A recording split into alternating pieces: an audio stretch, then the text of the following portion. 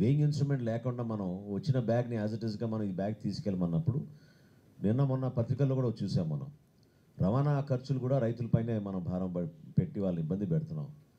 ఆ సందర్భంలో మనం అందరం కూడా గుర్తించుకోవాల్సింది ఏంటంటే ప్రభుత్వం నుంచి మేము ఎల్లవేళలా అందుబాటులో ఉంటాం. మీకు ఇబ్బందులు ఏమైనా ఉంటే ఆ ఇబ్బందుల గురించి మీరు ప్రస్తావించండి.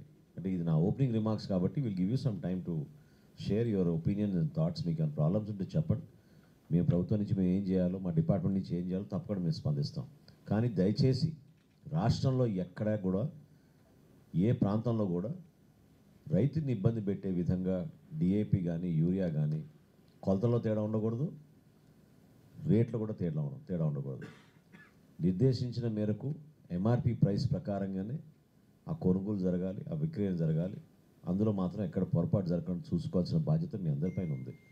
ఎందుకంటే కంపెనీలు సహజంగా వాళ్ళు మీరు చేసే మ్యానుఫ్యాక్చరింగ్కి మీకు ఆ బాధ్యతలు లేకపోవచ్చు అని అనుకోవచ్చు క్షేత్రస్థాయిలో. కానీ ఆఫ్టర్ ఆల్ ఎవరైతే రీటైల్ అమ్ముతున్నారో వాళ్ళు దే ఆర్ యువర్ డీలర్స్.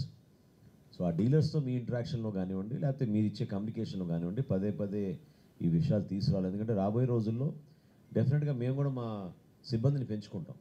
సిబ్బందిని పెంచుకుని మేము క్షేత్రస్థాయిలో పర్యటిస్తున్నప్పుడు ఆ బిజినెస్ ఎస్టాబ్లిష్మెంట్స్ని ఇబ్బంది పెట్టకూడదని మా భావన ఉన్నా కూడా వినియోగదారుల తరఫున మేము నిలబడాల్సిన అవసరం ఖచ్చితంగా మా పైన ఉంటుంది. It's a duty. Consumer affairs at the same time legal metrology they have an act, they have a rule to establish and make sure that this happens at the ground level. అది enforcement అనేది మా బాధ్యత. ఆ ఎన్ఫోర్స్మెంట్లో భాగంగా దయచేసి మీరు ఏవైతే వివిధ చట్టాల గురించి మీకు అవగాహన వచ్చేటట్టు ప్రయత్నం చేశారో వాటి గురించి మీరు తెలుసుకోండి. ఎక్కడ కూడా పొరపాటు జరగకుండా మీరు సహకరించండి. మేము గవర్నమెంట్ తరఫు నుంచి రైతుకు మాత్రం ఆ భరోసా 100% ఇవ్వాల్సిన అవసరం ఉంది. చాలా చోట్ల రౌండ్ ఫిగర్లు చేసేస్తున్నారు. 1350కి అమ్మాల్సింది 1450, కొన్ని చోట్ల 1500, 265 అమ్మాల్సింది 300 రూపాయలకి అమ్మేస్తున్నారు.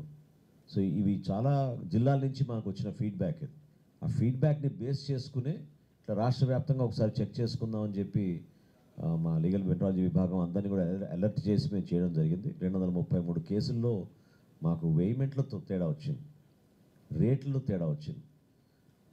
సో పెద్ద పెద్ద కంపెనీస్ ఉన్నాయి, ఎంతో అనుభవం ఉన్న వాళ్ళు, వీరందరూ 60 సంవత్సరాలు 50 సంవత్సరాల నుంచి మీరు మార్కెట్లో ఉన్నారు. దయచేసి ఆ పొరపాట్లు జరగకుండా రైతాంగానికి మీరు కూడా సహకరించే విధంగా మీ డీలర్స్ ద్వారా, మీ వ్యవస్థ ద్వారా ఆ పొరపాటు ఇంకోసారి జరగకుండా చూసుకోవాల్సిన బాధ్యత మీ అందరిపైన ఉందని రాష్ట్ర ప్రభుత్వం తరఫున మిమ్మల్ని అందకుండా కోరుతున్నాను.